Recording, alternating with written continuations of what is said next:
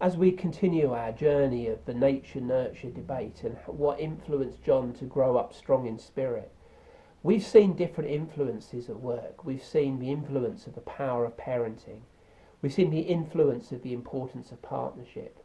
And we've also seen the importance of the cultural challenge.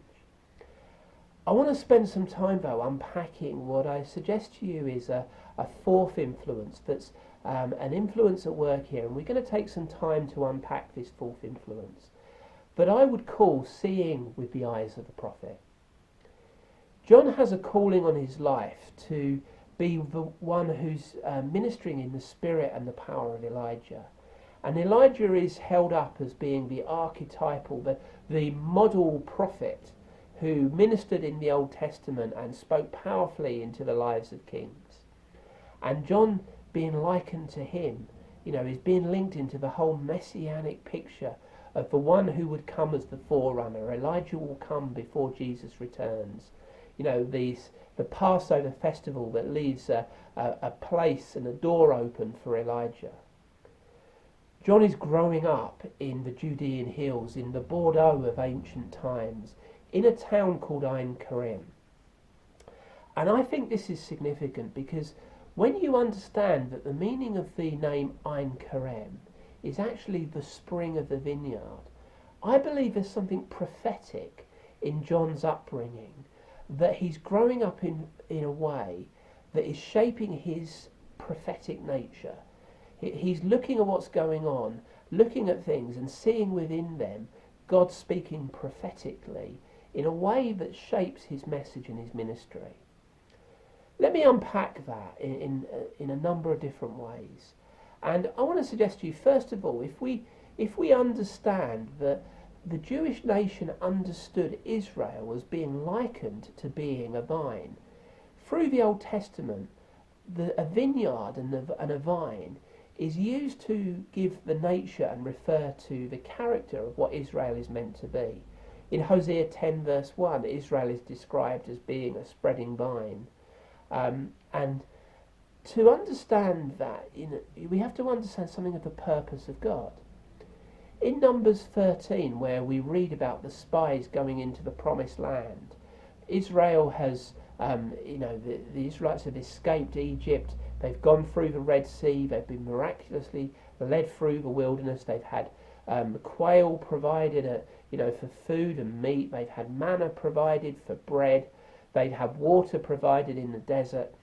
They've had this miraculous journey to the edge of the promised land. They're standing on the edge of fulfilling their potential, where they're being called to a land that's flowing with milk and honey, a land full of richness.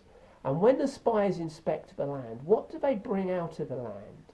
But a bunch of grapes that is so big, it has to be carried on a pole between two men. Such is the weight and the fruitfulness. And we see this picture that God is leading the nation of Israel out of captivity into a land that is rich and abundant, and the vine is a picture of that richness and abundance. And when God gives his values to the nation of Israel, in Deuteronomy 24, it's talking about the harvest, and it says that when you go and you gather in your grapes from your vines, whatever you don't pick on the first reaping, leave for the alien, the immigrant. Leave them for the fatherless, the widow. In other words, the picture we have is that God has given such an abundance that abundance is there to flow over to those who are without. Israel is to be a provider of God's richness and blessing to the nations. However, unfortunately, Israel fails to live up to that potential, and they rebel against God and they turn their back on him, and they don't live out the values that they're called to. And in Isaiah 5 and the first 7 verses, we have this whole prophetic message looking at Israel's unfulfilled potential as a vine, where it tells us in verse 7 that they haven't delivered the justice and the righteousness of God that they're supposed to. And, as a result of that, there's a sense that they haven't been motivated to be the people of God that they're called to be. And as a result, they're losing something of that covering. They're being carried off into captivity and they're losing something of that nature. And I believe that growing up with all of that heritage and history and knowledge, there's a prophetic edge to growing up in a town called the Spring of the Vineyard. Because John is growing up surrounded by a visual picture of the potential of what the people are meant to be. But he's living with this knowledge of the unfulfilled potential. However, he's been given a message that says God hasn't finished with his people. He's not finished with humanity. And the role of the prophet is to lift people up to be and to become what they're meant to be.